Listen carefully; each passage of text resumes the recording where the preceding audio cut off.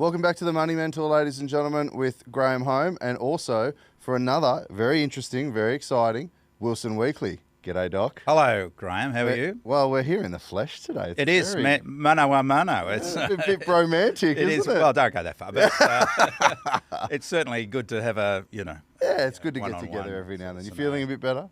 Yeah, a little bit. 75%, I think. Okay. It's just that tickly, you look better. Oh, thanks very much. Well, it's my air conditioning. Yeah?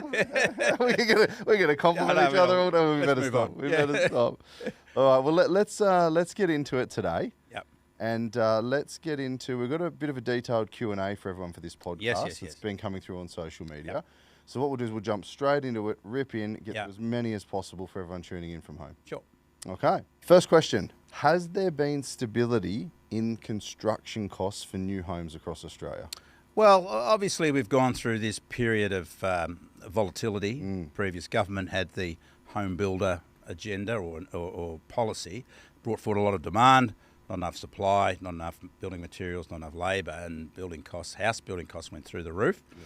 So, in fact, we saw unprecedented rises in house building costs. We've just started to see that ease again, but we're just starting to see maybe that picking up, that it hasn't continued to get down to the levels we had prior to that big burst a couple of years ago. And it's interesting that's also happening where we're seeing a downturn in home building or house building approvals, which has been the bright light for dwelling construction, has been house building approvals. Apartments are still pretty flat, but and they've started to actually wane. Yeah. So maybe there's a reason that we're seeing higher prices because there's not enough energy in the market for builders. But it'll pan out.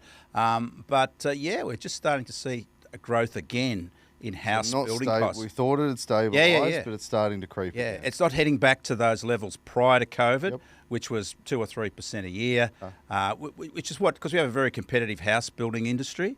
Very competitive, given the amount of builders that have gone kaput.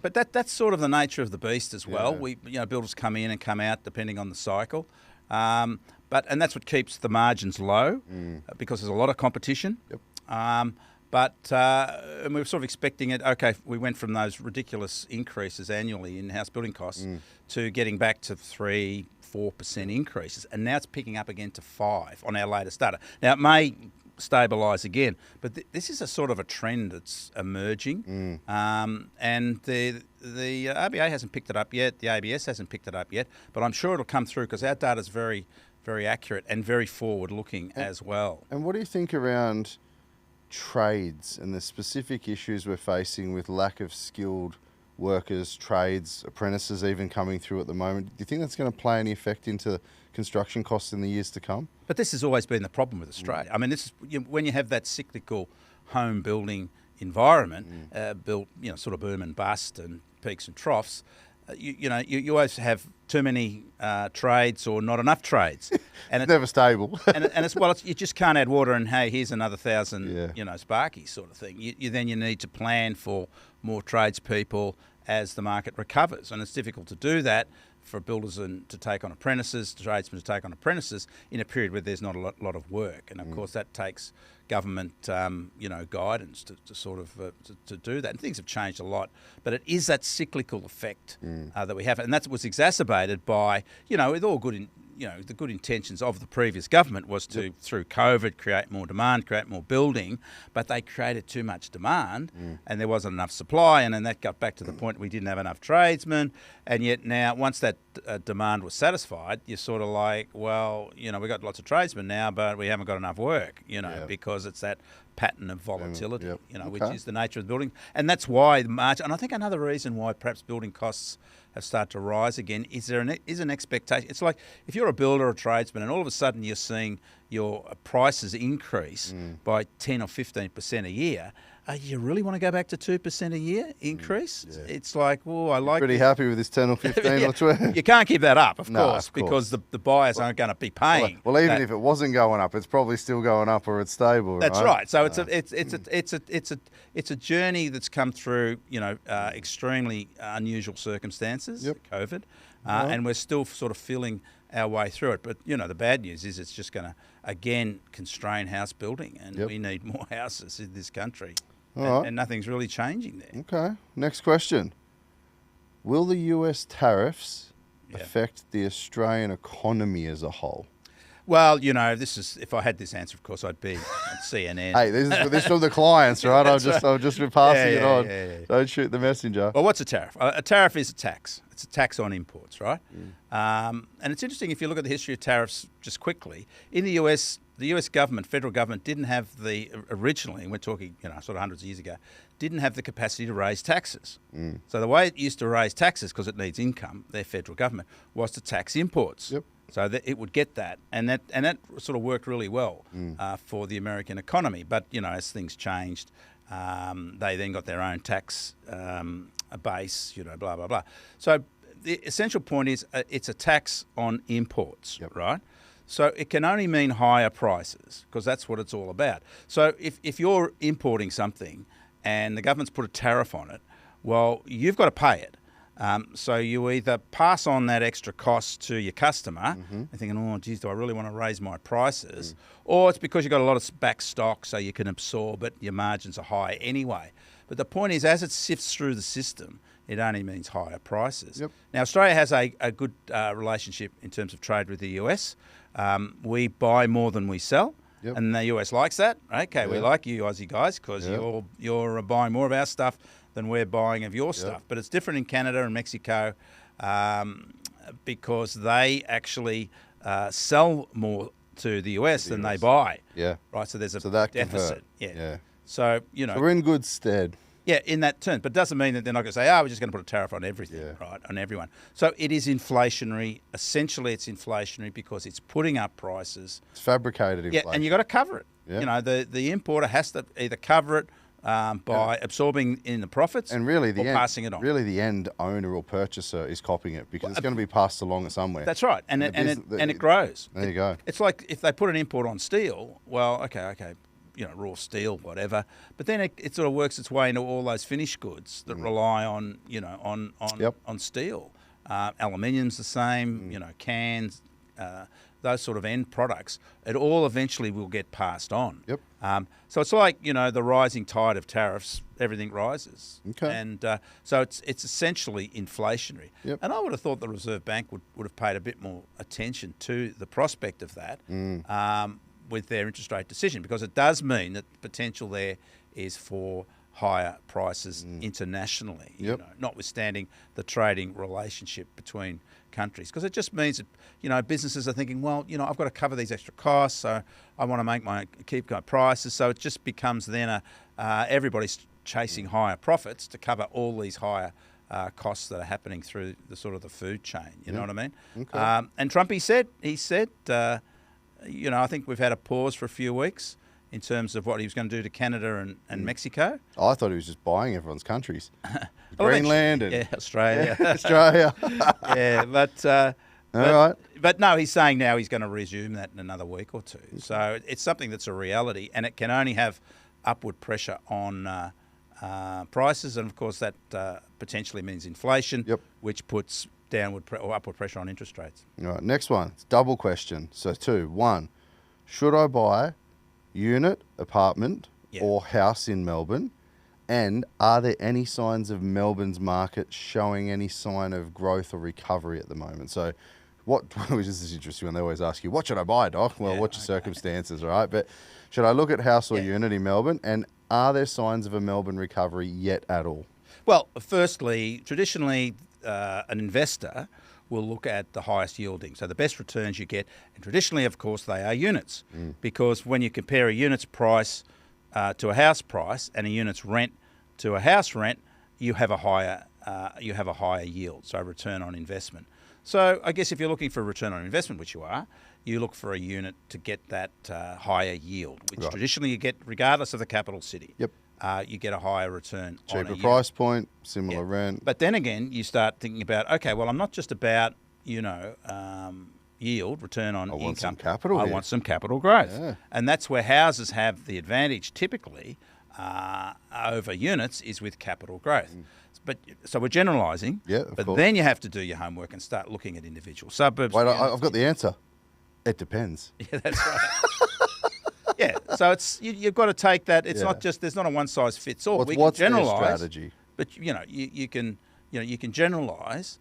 But for a house, you look for an outer suburban, lower priced house, which will give you a higher yield and potentially give you a higher capital growth profile. But it depends on the cycle, depends on which suburb it is. Is it a bridesmaid suburb? Is it already overtaxed in terms of demand?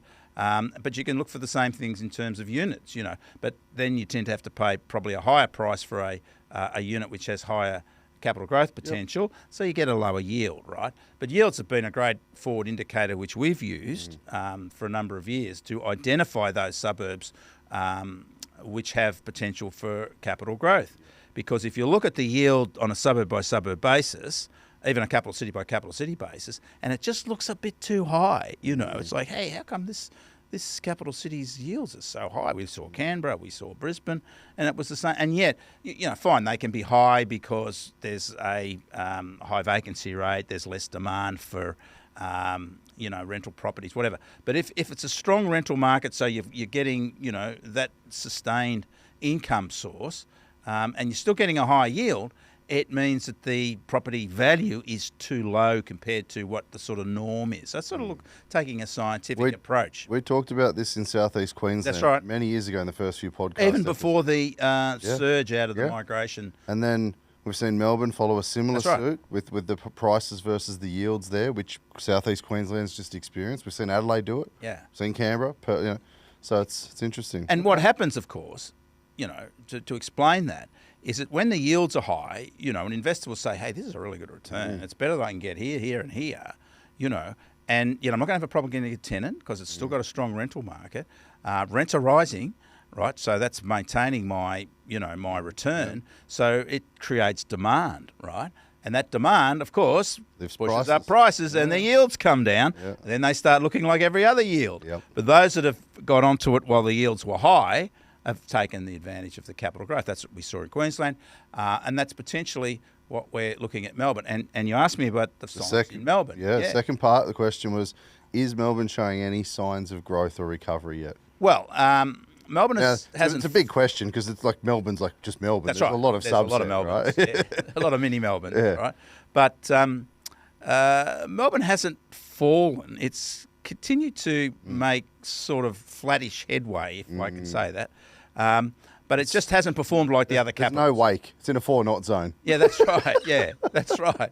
Yeah, it's just sort of, trundling along. Yeah. Whereas the others, Perth, oh my God, Brisbane, Adelaide, very strong. Sydney, robust. But Melbourne sort of dragged the chain a bit, which is unusual because there's no reason you can point to. This is the point with Melbourne as to why it hasn't performed as strongly as the other capital cities, because the macro scenarios are the same, interest rates are nationally set, its economy's doing okay. In fact, Melbourne creates more jobs per year than any of the, as a percentage, than any of the other capital cities. So its economy's doing okay. Everybody points to the new taxes from the federal from the local government, through the COVID period, particularly the land tax, right? When I do meetings in Melbourne, events in Melbourne. Do you see the dark cloud hanging over? Well, I'm dreading Q&A because it's they're all, what about the land tax? What are they going to do with the land tax? And it's all investors asking that same question. That's the reason why. But it's not because why is it not just investor type suburbs with high yields that are underperforming? In fact, in Melbourne, it's the higher price suburbs, high end of the market, which aren't investor friendly suburbs typically, right? It's outer suburbs and units where investors head towards because they have lower entry points and have higher yields. But it's the higher price suburbs in Melbourne that are really just doing nothing. In fact, they're going backwards. Okay. So it doesn't make sense to say it's because of the land tax. No. And what we've been saying consistently is it's up here. Yeah. It's like, things are bad. And if you say things are bad long enough and loud enough, they are bad. Because guess what? I'm not buying a house. I'm not selling a house because things are bad. Like the boy who cried wolf. That's right. Eventually you stop looking and he gets eaten by the bloody wolf. And all of a sudden the market turns overnight. And you're eating. Oh, Melbourne's great. Yeah, that's right. Oh, gee, if only I had known. Yeah, but you did, right? But that's the scientific approach, right? So that's telling you that what is keeping Melbourne flat what is the reason? Now, if it was, an economic factor that you could look at, hey, unemployment's rising, it's high, whatever, migration is, people are leaving Melbourne, whatever. But there's nothing you can really point to there. It's underperforming more as confidence. And as I said, those other factors, you look at the strata of the market, it's higher priced properties that are underperforming. So what's happening in the Melbourne market now? And as we do, firstly, let's talk about yields. Yep. And we have a little app, right, that we promote. Infinity, My Housing Market. If they're a client, they get the password. So, sorry, not sorry, everyone Graham's else. quite happy to answer your phone call. But not really. Please ignore that. But it's a great little app because it gives you real-time insights into suburb data. So it identifies down at that granular level rather than talking about, regions or capital cities. So we've recently introduced for investors a new part of that app, which gives you the top 10 yielding suburbs with various filters you can use for each of the capital cities, right? So it's capital cities. There's 2 regions for each state. There's the capital city region and the outside capital city region. So it's interesting when you look at Melbourne. So you filter Melbourne region, and for example, you say 1-bedroom units, which are typically the highest yielding because they're the cheapest entry point. And when you look at it, if you look at the top, because it then brings you out the top 10, they're all 7 or 8. They're all 7 or 8% gross yields. But this is and then you go to Queensland Sydney. a few years ago. But if you go to Sydney, and then you go even to Brisbane, they're 5 and 6. Yeah. Well, Sydney, some of them get down into 3s. Yeah, but this is the top 10. Yeah. We're talking top the top. 10. So we've already filtered it for people. Yeah. So you can get a feel for what the top performances are. Yeah, and then we've also got where, because you can click on where they are. So, but Melbourne shows, you can clearly see when you compare them, that Melbourne's got all these 7 and 8%, or certainly a lot of 7% in their top 10. That tells us a key. Well, that's showing you, saying, well, if you're just looking on that basis, you'd be saying, gee, this is where I'm going to get my best return. I was going to say, best yield right now is there. But if I buy there right now, I expect that value to increase at some point. And for the same reasoning that we're saying. Yield to diminish and stabilise. Because a lot of inner city, it's interesting because if we look specifically at suburbs, a lot of inner city Melbourne apartments, and we're talking city apartments, so that's the CBD, Docklands, and South Bank, right, which were part of a massive redevelopment, government-led scenario for 30 years, right? They're actually very popular suburbs with investors because they get great yields. Yeah. They always get higher yields than anywhere else. And if we ever get to the point of like Canary Wharfs, London, Hudson Yards, or eventually what's old hopefully bloody becomes cool one day. And then you think, shit. And that's right. But the interesting thing about, to sort of explain this, is those yields have always been high. And people say, well, such a great investor place, Docklands, So investors would buy there because there's a lot of student interest in there because it's close to unis and that sort of thing, close to the city. So you always get high demand for rentals, particularly from overseas students, right? Or even locals, because it has that great connection to established infrastructure. But people don't want to buy them. To live in, you understand? They want to buy them to invest. High yield investment, convenient. Right, but they don't want, because they think, oh, Docklands, where's the Docklands? What do you do in the Docklands? Because Melbourne are very suburb savvy. They're very, So is Sydney. So is, I think every city, it's like, I mean, you look years ago, Frankston. That's right. But if you look at the Franger, and if you look at the median values in Franger now, it's wild. Yeah. So it's Surrey Hills in Sydney. That's right. Yeah, Redfern. The hills in Western Sydney. Yeah. I mean, look at Bella Vista and Kellyville now. Yeah. So it's interesting, these Docklands. That's that bridesmaid effect where you get priced out, so you move into the next region. But the CBD apartment model in Melbourne is still that example of where people don't want to live, they want to invest because they get good returns. If there was a shift for people saying, hey, I really like this place, right, to live in, then you'd start getting that capital growth coming in. But the fact is that you still get growth in those markets because of those higher yields, right? It sort of validates that sort of concept. Now, signs. What are we seeing? So as we always do with our podcasts and our insights into the housing market, we look at the auction markets.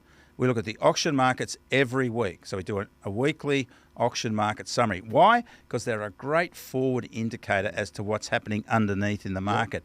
And all you have to do is model clearance rates versus house prices in all the capital cities, and you'll see they follow each other. Higher clearance rate, higher price. It makes sense. Yeah. So it's a great opportunity to get on a week-to-week basis to understand what's happening. So we're 2 weeks in or 2 months into the housing market, right? So we've had enough data to sort of, get a feel for what's happening this year in the housing market. How much doom and gloom have we got here? Well, none really for Melbourne and Sydney. This has been a really good start for Melbourne and Sydney in the auction market. In fact, Sydney's clearance rates have been tracking above 75% for most Well, careful. of If you February. hit that 80 number, we're Well, that's right. Beaver boom. Boom. Yeah, that's right. I'm not saying we're going there, but that's certainly higher than where it was at the end of the year, because it just started to flatten out at the end of the year last year in Sydney, and around about where it was at the beginning of the year last year in Sydney, same period. And that was a very strong period because all the sellers were coming back into the market. Now, for Melbourne, it's a similar story. Melbourne's been tracking around about 70%, not as high as Sydney, for February so far. Now, that's significantly higher than where it finished the year, and it's also higher than where it started the year, or around about where it started the year last year. Okay. So there's some really good positive signs for Melbourne. And again, it's the Melbourne suburbs, which are the meat and potato suburbs in a way, mid-price, budget price suburbs that are sort of doing well. It's the higher price suburbs that are, continuing to drag the chain a bit. So that's as good an early sign as we can get. In terms of the prospects for the Melbourne market. Certainly, it's started off as well as you'd hope. I'd like to say it's the last Melbourne question, but I'm going to scroll through. I've got the questions up here coming through on socials, on Insta and that. Another Melbourne question. Off the back of that, you mentioned auction clearance rates. Yeah. If I'm selling my house in Melbourne, home, is, I'm assuming, because it says home, would you be under auction or private treaty? Auction. It depends where you are. Again, it's where. But Melbourne is the Australia's centre for auction. Whereas Brisbane, private treaty. They're not really an auction. Well, they call it an auction, but it's like, really? Is that an auction? Because they say, let's go to auction.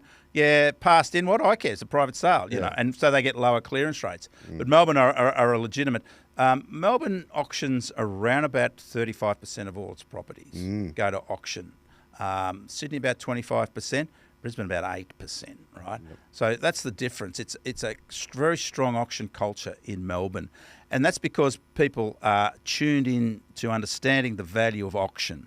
That the essence of it is to get a competitive environment. You've got 3 or 4 people. They don't know what prices. Well, they're given an indication, which is how the government's changed auctions over the past decade. But anyway, they certainly don't know what the end price is, right? It's not like a private treaty where the price is there and you've got to negotiate downwards, where here you don't know what the price is and you've got to push up till you find that price. So that's and people understand that that's what they've got to do. They've got to compete with other buyers, and the seller knows, I'm just going to sit here and you fight about it in the dirt in front of me, right? And the winner takes all. Yep. And it works, and agents support it.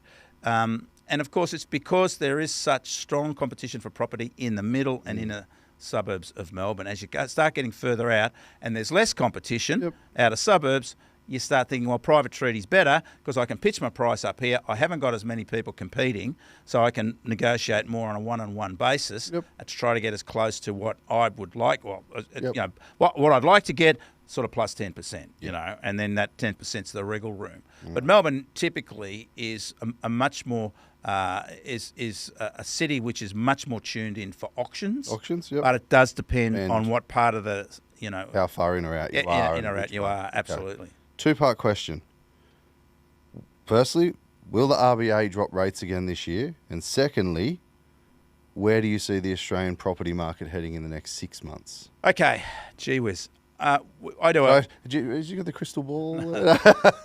I to inform you, there's Finder.com. Yeah. I do a monthly, and have done for years, part of their survey. They survey people, what's happening in the Reserve Bank. And one of the questions was interesting, as usual. They said, what do you think the Reserve Bank's going to do? And I knew they were going to cut. But they also asked, what do you think they should do? And I said, they shouldn't cut. Right? Yeah. So this is the point. What the Reserve Bank is doing, we can't really rationalise it because it's such an extraordinary... The economy's pumping along. Unemployment's... Yeah, I know. Is there unemployment? No. And, this is the issue. You got to understand that what the Reserve Bank is, it drives the economy. So the Reserve Bank is driving the economy, I right? think there's that what's that thing happening this year? Election? Oh, that's right. We'll talk about that in a second. I could get into trouble, so I don't want to say too much.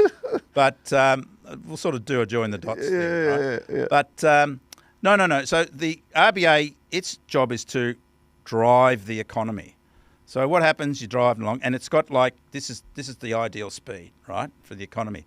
So they're driving the economy, okay, and hey, it's getting really fast here. Whoa, I can smell something burning, right? This is not going to be good. So they pump the brakes, right, and that means they put up interest rates just to steady things down a bit to make the car run efficiently. And then all of a sudden it starts. What's going on here? You know, up a hill. You know, we got it. So they pump the accelerator, and that's dropping interest rates. So dropping interest rates stimulates the economy. Raising interest rates retards the economy to try to keep it running, you know, in the ideal sweet spot. This is the first time we've cut interest rates in an economy this strong. So look back to the last few times we've cut interest rates. 2008, the global financial crisis. We slashed interest rates, right, because we were, you know, it was an international economic downturn. Then we cut interest rates in 2012 because that was the end of the mining boom. We started to see unemployment rising, and the rest of the world were going through, you know, big recessionary periods. And then we cut rates again during COVID. Of course, that was like, and they cut them down to 0.1%. So every time we've cut rates, started that rate cutting cycle, it's been because we've needed to put our foot on the accelerator, right? We have absolutely no, in fact, all the signs except for GDP, and we should probably ignore GDP because it's, you know, a little bit questionable, but I won't go into that too deep. But we've got the strongest labour market in our history. We have. So where's the influence for a rate cut? Well, it's got to make, firstly, everybody's like patting you on the back. Because if you cut rates, it's not a decision which doesn't go down well. Because everybody's like, wow, this is great. Not today. Well, that's what I'm saying. Today, of course, when you cut them, it's like, yeah, you cut rates. I get to I've got more money because I'm paying less on my mortgage. It's also good if you're a depositor and you're relying on a fixed income because all of a sudden your term deposit's going down, right? Or well, it's a term deposit, but when you go to renew it, you're going to be paying less. But the banks have been paying ducks and drakes with that for the last 6 months, putting down their term deposit rates in anticipation. In lieu of the rate cut. What did they know, right? In lieu of the rate cut. But this is unquestionably, you know, the strongest labour market we've had in our history. And to be cutting rates, that will only refuel, it will only impact the labour market because, you know, employers will lower rates for their borrowing, will have more to invest, and we've got a smaller pool of workers. You know, we can't find enough workers. And that's only going to be exacerbated if we create more work through lower interest rates. The Reserve Bank will say, well, it's 0.25%, you know, whatever, you know, we can sort of, and they've said that. And that's the point that the Reserve Bank governor was, you know, obviously horrified by the amount of questions she got about, when's the next rate cut going to come? Because I think they realise that if you looked at the sort of percentage risks one way or the other, they've sort of headed towards maybe doing it a bit early, given what the data was saying. We went up too late. That's right. And we didn't go up. We didn't go up high enough. Yeah, and then they had to go up again. And now we're going down too early. And now maybe gone down too early. Now people are going to be more happy about going down too early. Of course, right? Because it sort of helps. It's a good news story. Well, it is a good news story, unless we have to go up again, and they can sort of keep them where it is and say, okay, we'll wait and see. But it questions, you know, what's the sort of mindset of the Reserve Bank. I mean, they're supposed to have these economists, they're supposed to have analysts that are looking at these things. I mean, if we can look at these things and quite objectively and say this, what about this, what are you doing? In the US, they cut rates last year by 1.5%. Holy moly, that's a big cut. And now they're saying, ooh, you know, because inflation's rising again in the US, their economy's on 8 cylinders, really very strong again. So all the question marks that were around the economy and inflation last year that encouraged that interest rate cut have gone. And now the Fed Reserve in the US is saying, oh, no more rate cuts.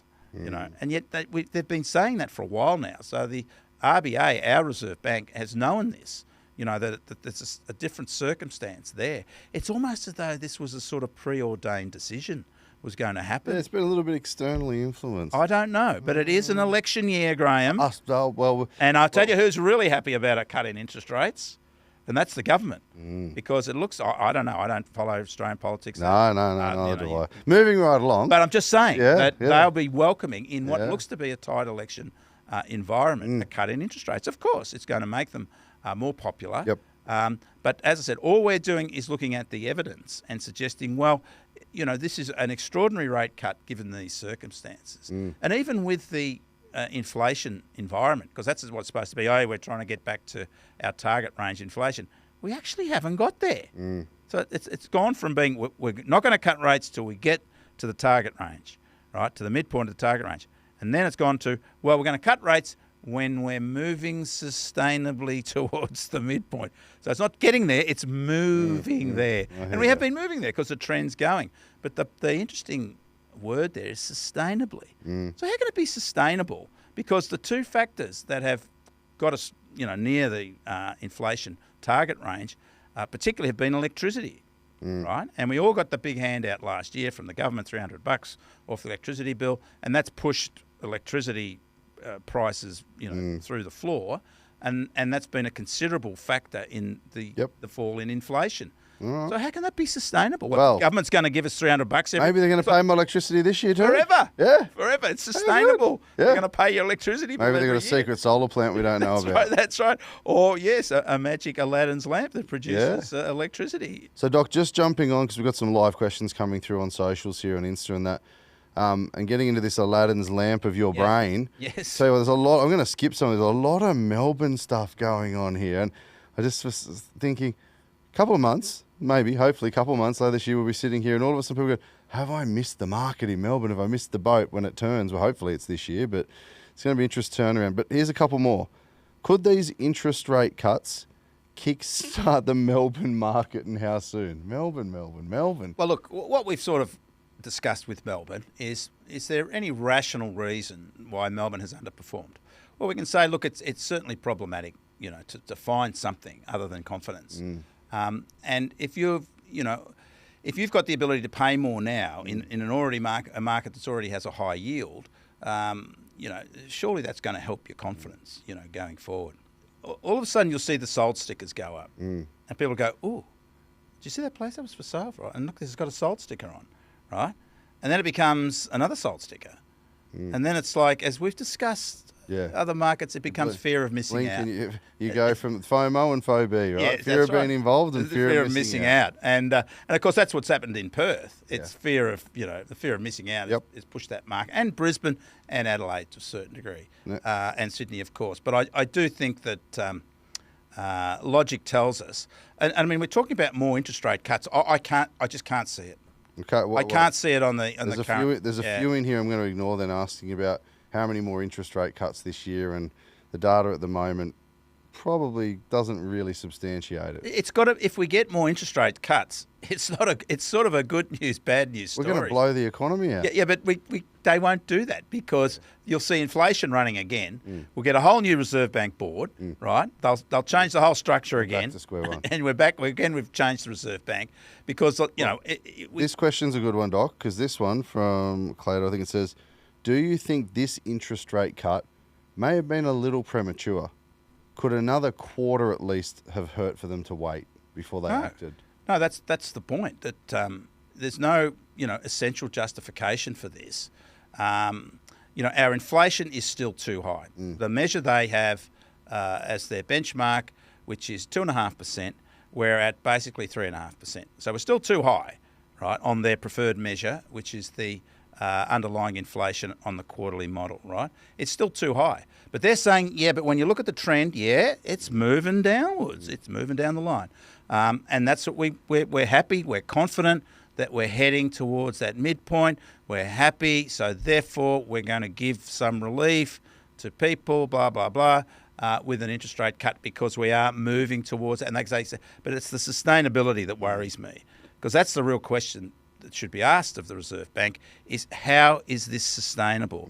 You're basically saying this is sustainable, so it's going to continue to happen. How can it, when most of the inflation reductions have come from the government's electricity handout, right? And a big drop in the price of oil. It's a fabricated reduction. Well, it hasn't come as... Look, there are two essential items to inflation, right, which are measured. That's goods inflation and services inflation. Now, goods inflation is about zero at the moment because that's electricity and fuel, right? Goods inflation. Services inflation is, what most of us do, is services. It's tracking at 4.5% at the moment, which is way above the target range. And that's because the strong labour market, people are able to go to the boss and say, I want another 10 grand or else I'm walking. There's job hopping. Yeah. And that's, I don't know a single business owner that has not said to me, I cannot get staff at all. But you've got to pay more to get the staff. Correct. Yeah, and if I can get them, they cost a fortune, but I can't get them. Yeah, and that's where the services inflation comes from. It's because we have this very strong labour market, strong competition for available jobs, for workers from employers, and that continues to put upward pressure. And I mean, that's, you say, well, hey, you're cutting interest rates will only make it, tougher in a sense, to find those workers. Yep. I don't think we'll have any more rate cuts this year. I think, well, who knows what's going to come out of left field. Based on the data we see at the moment. Yeah, and the trends as well. And that's the point, that the trends don't look, they're sort of moving down, but you've got to look at the essential data that's driving the trends. Well, this one goes in line with this, off the back of it. Should I fix my interest rate, and what if rates go back up? Yeah, well, we're starting to see some signs, and this is the other thing when we talk about sustainability, is you can't model oil prices. They're up, they're down, they're up, you know what I mean? And you got this tariff thing happening. The Ukraine thing looks like it's finished, but then we've just heard that the US are putting big restrictions on exports from Iran of oil, and these things fluctuate the oil price, which is just driven by a lot of, smarty pants who are trying to, make short-term profits, and they don't care if the price of oil goes back up to $80 or $90 a barrel. But so again, we're in the land of who knows what's happening, but we're in an economy where we don't have enough workers, right? Which is always going to put upward pressure on wages, which will mean employers have to pay more, put upward pressure on pay more for their put their prices up to cover the wage rise. And it's interesting we talk about wage rises. We had the wage index released last week, right? And it was a funny number. It was just 3.3% increase over the year in wages, 3.3%. Now that's come down from in the low fours. And the low fours is sort of what you'd expect in such a strong economy, as we've discussed, particularly the labour market. And yet we had a low result over the September quarter, and it was put down to the national wage case, right? And the ABS said, this was because there was a low national wage case, blah, blah, blah. And I thought, okay, well, there'll be an adjustment upwards. It didn't occur. And it's like, well, why aren't we seeing big wages growth with such a strong labour market? So there's another data points that we can use for wages, and that's weekly incomes, right? So average weekly incomes were released just a couple of days ago, right? And they've increased by 4.5%. So we got one and then the other, and they're so different. You understand? And that's what we'd expect to see, that 4.5%, which is a big number. And we've got to go back to the boom days of, the early or the noughties, that mining boom, to see wages growth and unemployment rates, wages growth at that high level and unemployment rates at that low level. So there's just... It's like you're scratching your head here saying, this doesn't look right, sort of thing. Some of the data supports it and some doesn't. So as I said, that's why I'm in that finder.com survey. I said, I believe the Reserve Bank would fall. I thought the vibe was just irresistible that they were going to cut rates. But then they said, do you think they should cut rates? And I said, no, I don't think they should cut rates. Well, but I don't think we'll see a rate increase. Because that, unless things really got out of control, because that would be an indictment for the Reserve Bank to have to increase rates. But I do think they're going to be very, very circumspect about cutting rates again going forward. What industry innovations do you think could most effectively try to reduce construction costs in Australia? I don't think we need innovations, construction innovations. I think Australia are good builders. They work in that highly competitive environment, through the cycles. I mean, we've just got to change the way we approve. We use land. Yep. It's the red tape, the green tape, and the planning restrictions. They're the biggest impediments. It's not so much we build good homes. We're good at what we do. It's more so the supply demand, getting them approved, getting them in demand. I mean, we talked a lot over the last couple of years, Doc, about building approvals versus commencements. That's right. So there's an approval issue, but then there's also a commencement issue. Yeah, and that's widening now. I mean, we're still pathetic in terms of our building approval numbers. We had some very aspirational targets. And that's right. I mean, it was going to be, when we put it together on an annual basis, the government said that we were going to build 220,000 a year. Build, not approve. And that was there, because they don't build it. They're just saying, well, that's what we're hoping for. And the HIA said the same thing. Well, currently, we're on around about 180,000.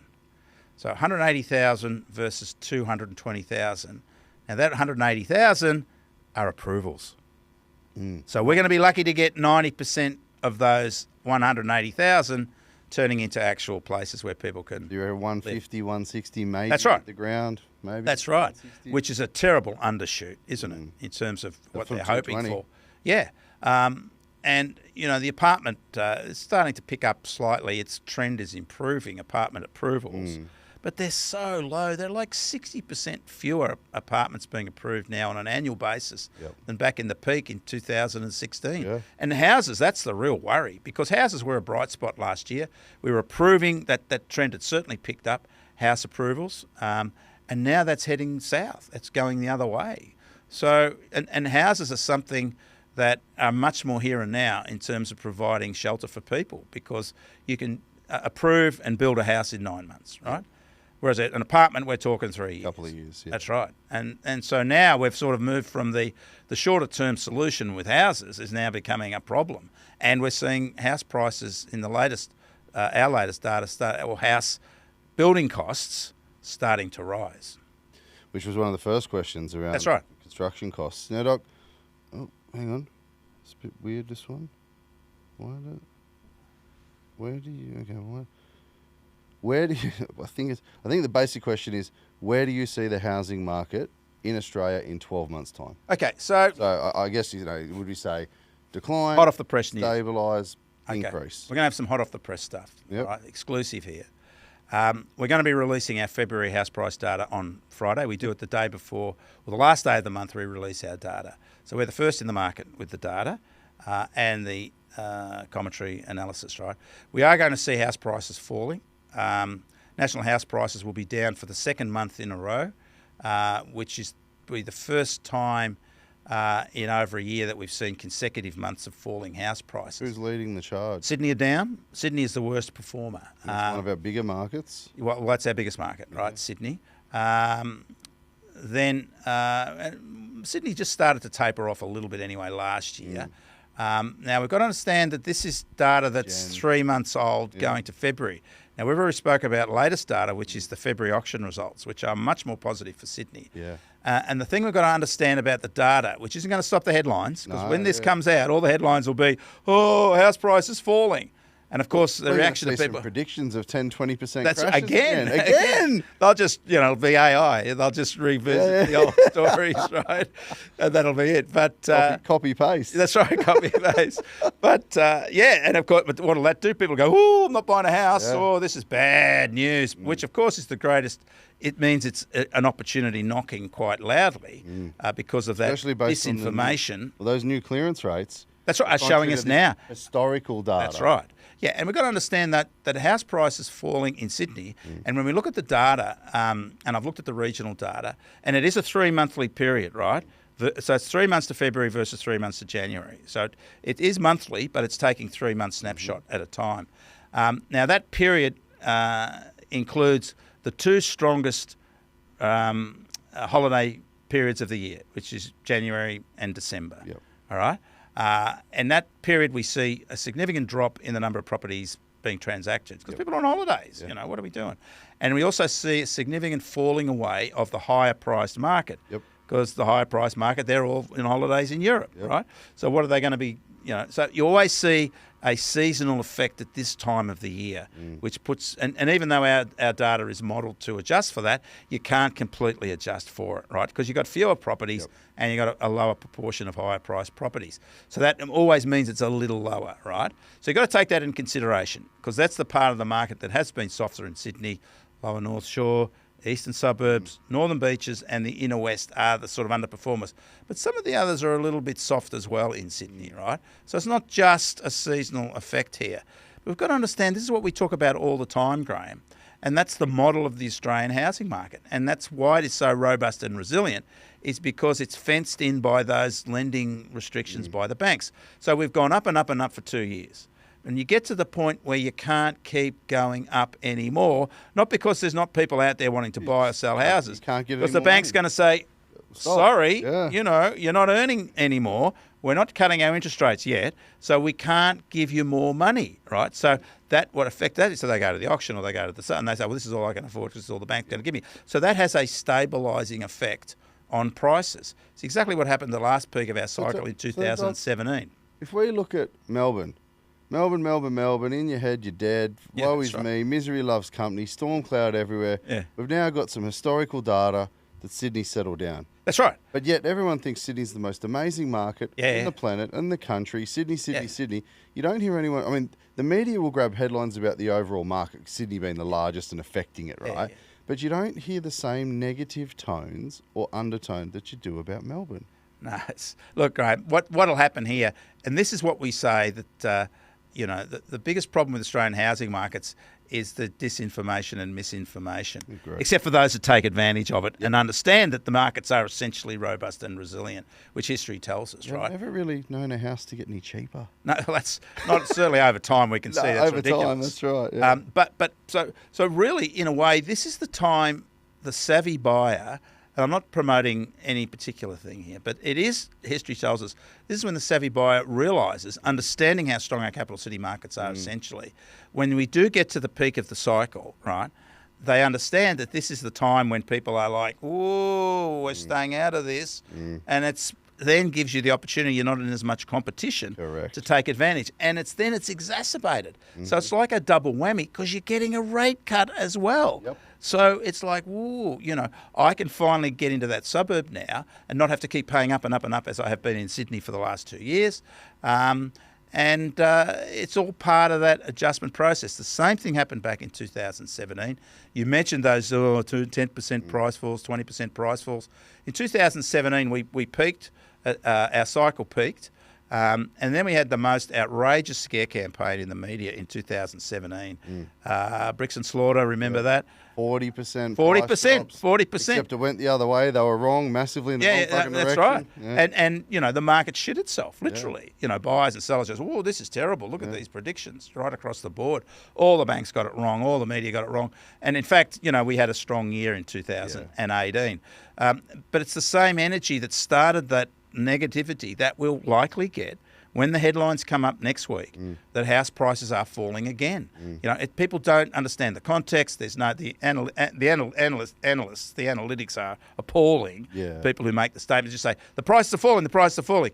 Yeah, why? Well, because they're falling. And it's really bad, right? And that's the sort of the end of the story. And then they reverse themselves, and it's like, well, prices are rising again. And don't worry what we said last week. That's right, what we said last week. But that's the latest data. It's showing us that the cycle isn't just Sydney. It's also Brisbane, Perth, and Adelaide are also showing signs of hitting the peak. Brisbane has grown 40% in 2 years. Perth's grown nearly 50% in 2 years.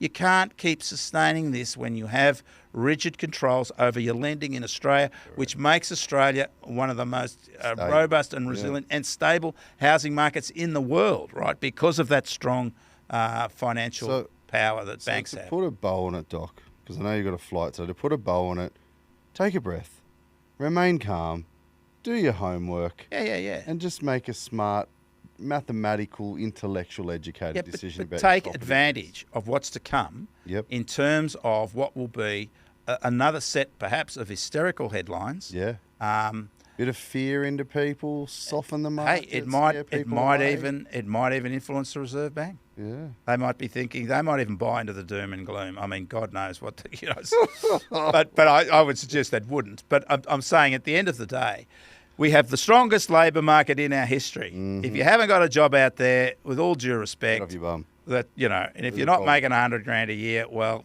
get in and ask for $100,000, right? Whoa, Doc. No. Anyway, you know what I'm saying? It's I a know what very you're strong saying. I know economy. what you're So there's nothing like, oh, we're selling our house because I haven't got a job, Yeah. right? And that's, what an essential would underscore an issue with the housing market, house prices falling. It's a cyclical peak. We've had very strong growth for a while. It's the early part of the year, which is particularly Melbourne and Sydney, which have strong prestige markets. We always see that seasonal effect because there's not as many higher priced properties being sold or for sale. I am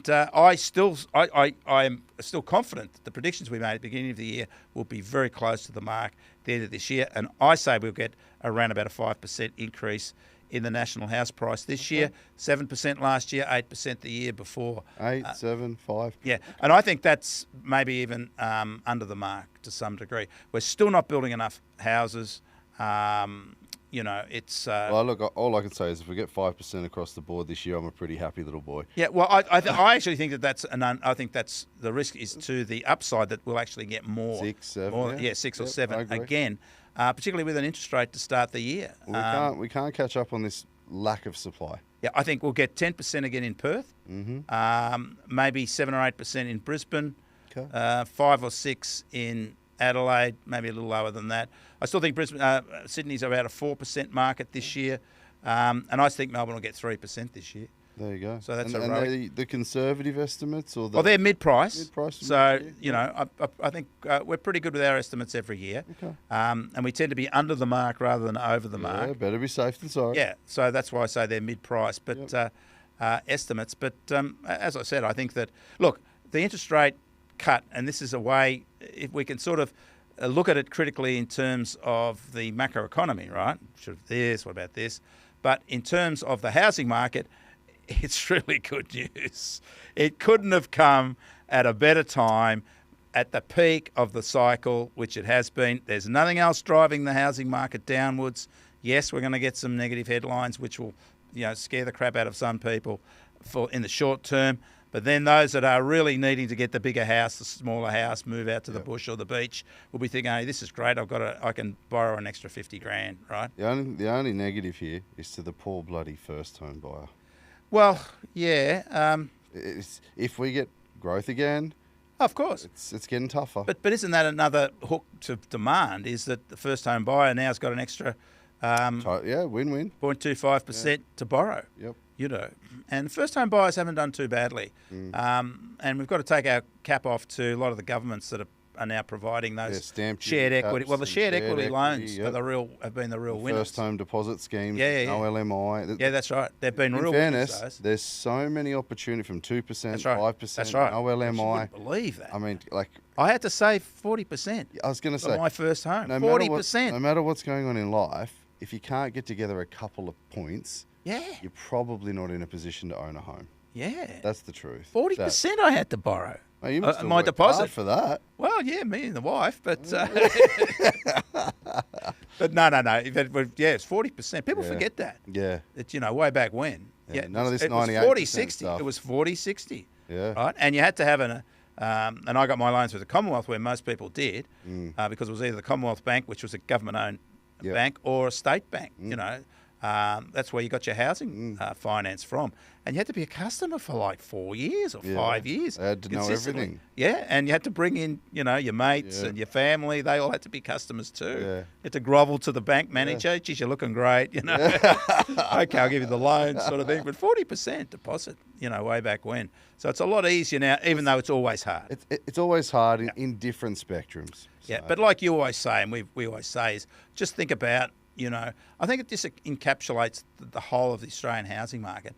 Just think about how you felt when you were finally a homeowner. It doesn't matter what it was. Yeah. Just think of how this is mine, No landlord. Yep. You know, this is mine. Those first barbecues. That's and right. They have water in the lawn. Yeah, that's right. Yeah. You got to have a water I'm tank. going to paint the bedroom. Yeah. You know what I mean? Blah, blah, blah. Yeah.